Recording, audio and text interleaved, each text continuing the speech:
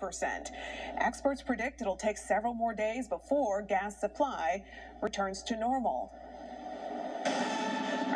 Suggesting that the pipeline crisis is hurting red states more than blue states. So let's verify if this is true with some help from our sources. Patrick DeHaan from Gas Buddy and Ken Medlock from the Baker Institute at Rice University. First off, we should note that the map in that social post is riddled with errors. It turns 6 states, Kentucky, Missouri, West Virginia, Indiana, Ohio, and Iowa, blue. In reality, all of them went Republican in the 2020 election. Also, Virginia and Georgia are red on the map, when both actually went for President Biden in 2020. So right off the bat, the information about voting in these states is incorrect. I think to try and tie either side of what's happening to a political affiliation is just foolish. DeHaan has been tracking the supply problems, which has been felt in states all along the Colonial Pipeline, both red and blue states. In fact, here are the hardest hit areas according to Gas Buddy. The biggest gas price increases have been in North Carolina, Tennessee, South Carolina, all states that went Republican in 2020. But you also have Virginia. Takes the weight of the Israeli government, adding the White House must reevaluate its foreign assistance. Netanyahu's extremism, right-wing government will continue to expand settlements. People in the Palestinian territories also have a right to live in peace and dignity. The Biden administration is emphasizing Israel's right to defend itself, while also renewing calls for a two-state solution. But some critics say the White House isn't doing enough to support Israel, a key ally. President Biden must remain strong against the growing voices within his own party. Earlier this month, the Biden administration notified Congress of a proposed $735 million weapons sale to Israel, likely not pleasing some progressive Democrats. Congress has 15 days to review it before the sale is finalized. And just listen, you're going to hear an explosion any second now. Interception. There it is. Everyone stay down. And another. Wow, that's amazing. As Trey reports, the Iron Dome has a 90% success rate.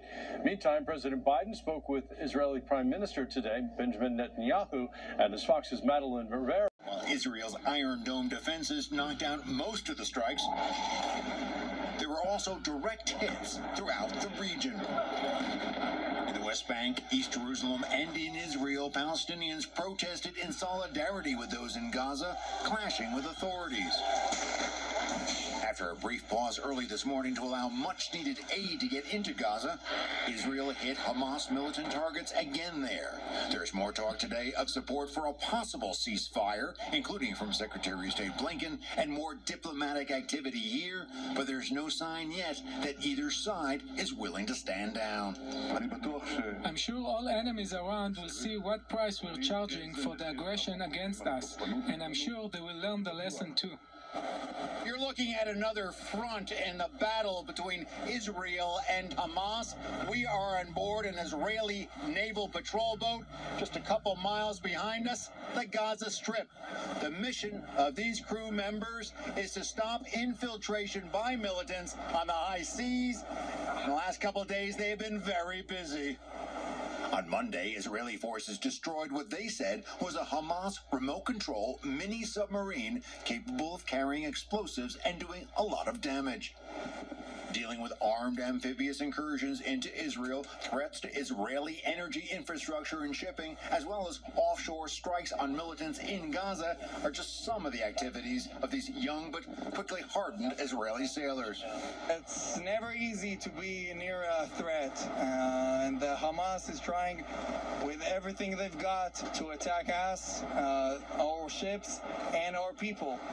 This amid increasing talk of a ceasefire between Israel and the Hamas militant group. One report saying that Hamas might pause on Thursday if Israel stops its airstrikes, and another report saying that Israel, after 2 or 3 days, might decide that it has done enough damage to the militant centers in Gaza. But none of those reports have been confirmed. Some have been denied, and the bombs continue to fall. To Decatur High School. Multiple agencies were on scene all day. GBI says a man ran from the car, and at some point, shots were fired.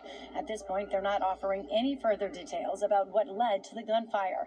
Now, according to police, the suspect was taken to the hospital where he died from his injuries. The male kidnapping victim is said to have suffered some minor injuries, but is otherwise safe. Now, Chambly police have reached out and have passed over this investigation to the GBI. Now, that is standard procedure in cases where officers are involved in a shooting. Of course, we will reach out throughout the day to get the latest details from the GBI. Okay, Tracy, thank you. New today, we were able to identify a teen as the suspect.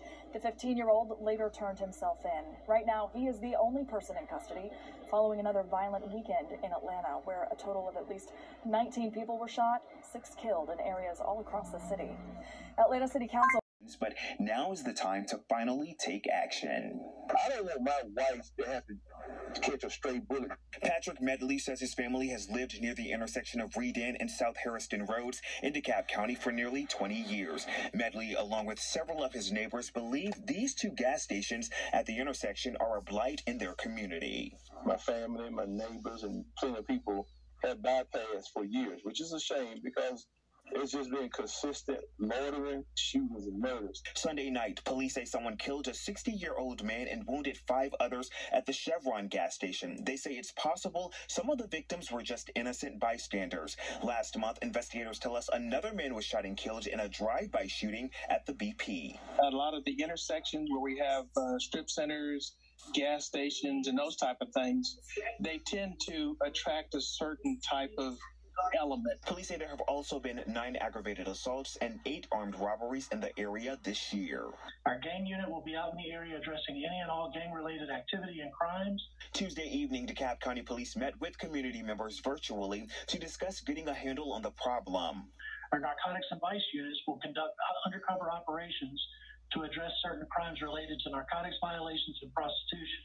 Police say they're also actively working with the business owners. Some of the store representatives agree.